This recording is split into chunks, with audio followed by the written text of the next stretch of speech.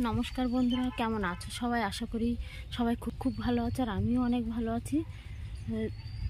আমার নতুন চ্যানেল রূপা নম্রতা ব্লগে তোমাদেরকে অনেক স্বাগত জানাই। তো চলো এখন থেকে আমার ব্লগটা শুরু করছি। পৌষ পার্বণ মানে পিঠে পুলে, তো পিঠে তো বানানো দেখাবো অবশ্যই।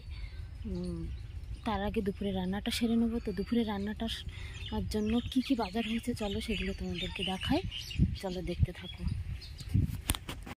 তো দেখো বন্ধুরা, আমার বাজার চলে এসেছে। এই মাছগুলো কেটে আমি ধুয়ে নিয়েছি।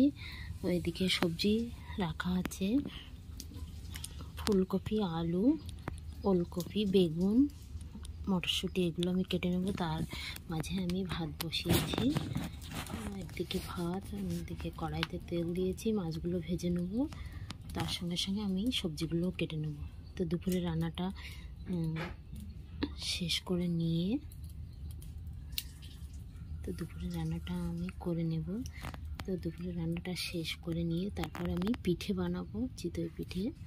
তো তোমরা আমার সঙ্গে থাকো, দেখতে থাকো, আর আমার চ্যানেলটাকে সাবস্ক্রাইব করো। তো চলো রান্নাটা সেরে নিই, তারপরে পিঠে বানাবো, সেটা দেখতে থাকো।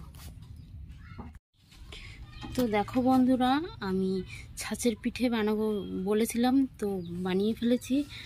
এই দেখো, দু রকম পিঠে, ছাঁচের পিঠে, একটা লাল, উপরে লাল লাল আর কিছুটা সাদা।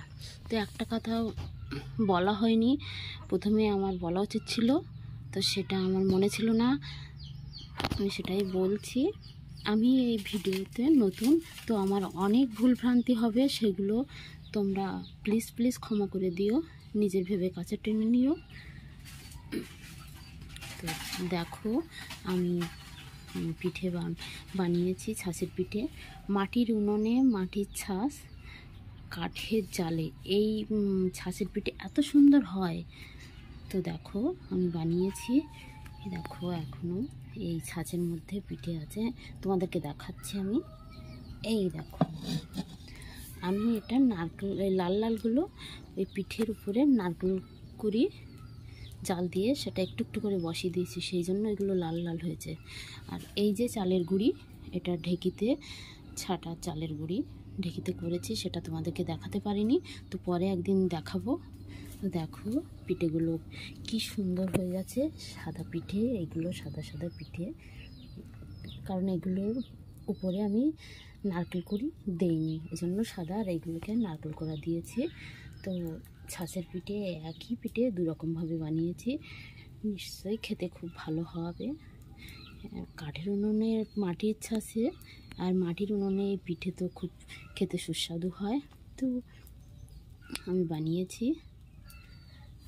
তো চলো বন্ধুরা, আমি পিঠে আমার মোটামুটি বানানো হয়ে গেছে।